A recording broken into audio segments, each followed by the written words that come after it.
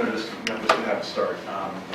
So what I wanted to talk about today is how you, if you were an organizer or a manager, looking to start a team to be especially innovative, whether you were going to serve on it or not, what methods you could use to organize a team to be as innovative as possible.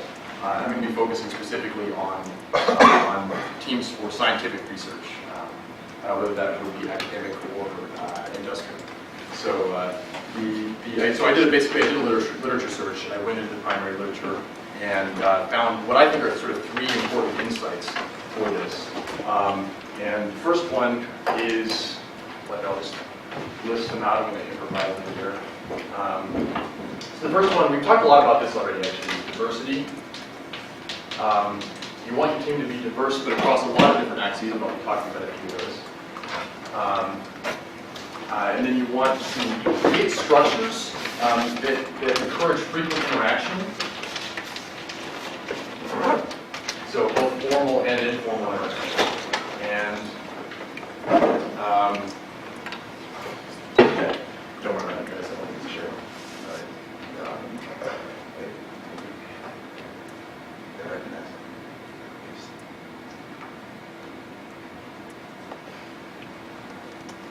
Okay, well, and then the last one is that you want to have small teams with relatively little imposed structure. So I'll just go ahead and talk about these briefly. So the first one is diversity. So we've already talked about this a lot in the class. So we've talked about how oftentimes really great innovations come out of people with diverse backgrounds. So, you know, having a physicist working with a sociologist, working with a business person, these sort of different perspectives lead to cool new innovations. So that's one thing that's definitely helpful. But there are other things that you want to have that are diverse as well. So obviously, it's great if you have people who've had different life experiences, people who come from different countries or things like that. But one thing that we haven't talked about as much, which I think is also very important for producing an innovative team, is to have people who come from diverse networks. So you don't want to just have people who themselves come to the table and bring a certain knowledge base, but you also want people who can call on as sort of first and second degree people that they know as their contacts. You want to have as large a pool and that one degree of separation as possible as well. Related to that, there's a really cool study by Utsi and Sapiro, I believe, that looked at Broadway musicals. So obviously this is not scientific, this is research, but it's another creative endeavor, and there are sort of lessons that you can draw from that. And they demonstrated that you want the most successful Broadway musicals tended to be produced by by production teams that had a mix of people who had worked together before and people who had never worked together before. So if you had too many people who had worked together, then you start to fall into a rut. If you had everyone from the same research group or the same academic industry, you will tend to start thinking in the same ways and you will have less innovation. But on the flip side, if you have everyone who's completely new, you just take a random group of people and throw them together, then they will take so long figuring out how to work with each other that they will tend not be as efficient. So that's one of the things that I think is just an interesting lesson with regards to that. So the second point is interaction. So this is, again, we've sort of learned that new ideas tend to come from collaborations.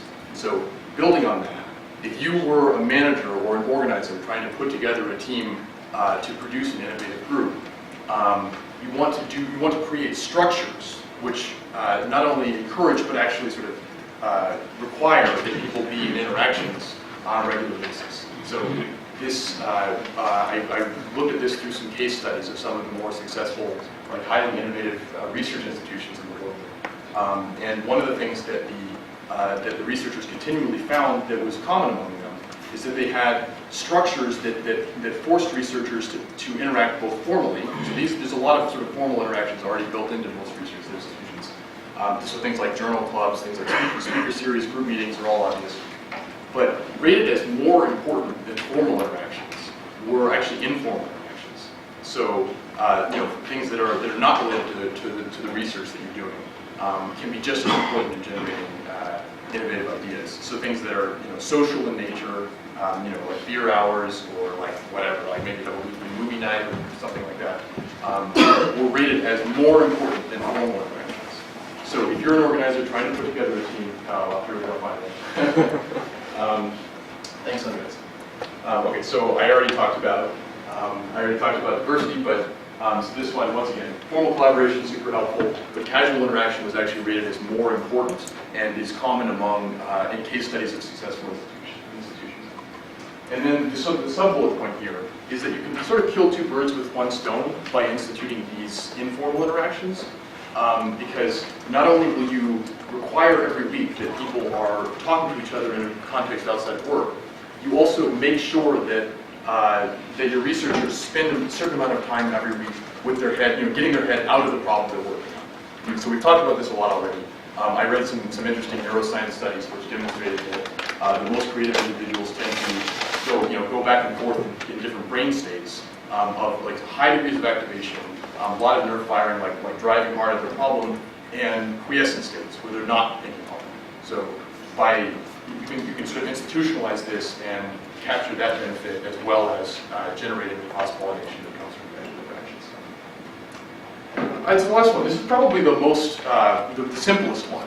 If you're ever in a situation where you're trying to organize a team, the most successful research institutions tend to organize very small teams. So the number that seems to be just about the right range is having one team leader and then having 1 to 4 additional people working in that same kernel. And so this is, there's a little bit of variation in the size. So Bell Laboratories is one of the groups that I looked at for this. They tended to do 1 plus 1 to 2, so on the smaller side. The Laboratory of Molecular Biology in Cambridge University, England, tended to do 1 plus 3 or 4. And then Genelia Farms, or Genelia Farm, which is an HHMI institute, which was explicitly founded to try and work on these principles, also did the larger groups, so the 4 to 5 people groups.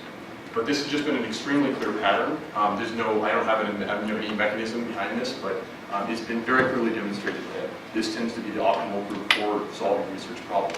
Is a group of 1 to 5 or 2 to 5. So on top of that, so sort of a problem with this is that there's not enough work output in 2 to 5 people oftentimes to solve the problems that we need to solve. So what's been found to be successful, again looking at these case studies, Bell Labs and the Laboratory of Molecular Biology, is for managers to be very hands-off. So basically the only structure you want to impose is this kernel of a relatively small group with 1 leader. And after that, if you need more than that number of people to solve a problem, you just let multiple groups self-organize. And that tends to work very well. They will fluidly form hierarchies as they need to, and they will break hierarchies as they need to, and that seems to be a very productive way to organize groups. So that's actually great for you if you're a manager, because this is very easy to do, and then you just hand it off and let it run its course. So finally, we talked about this, I'm at least the third group or first presentation to say this, but having a degree of autonomy to follow crazy ideas is important. So that's the last thing with these groups, is you don't want to have an autocrat and four people working under him or her without any direction. You want to allow everyone some degree of ability to follow on the crazy ideas as well. So that is those are the 3 key principles that I came up with by looking through examples in literature. That it seems to be, you want to maximize diversity across multiple axes. So not just training, but also background and network. You want to create structures that it's important to encourage interaction. You don't want to just tell everyone, oh, go talk to each other. You want to actually have institutions. And finally, it seems that the optimal team size is 1 leader plus 1 to 4 people working under them. And that's the structure that works very well. So diversity, frequent interaction, and small and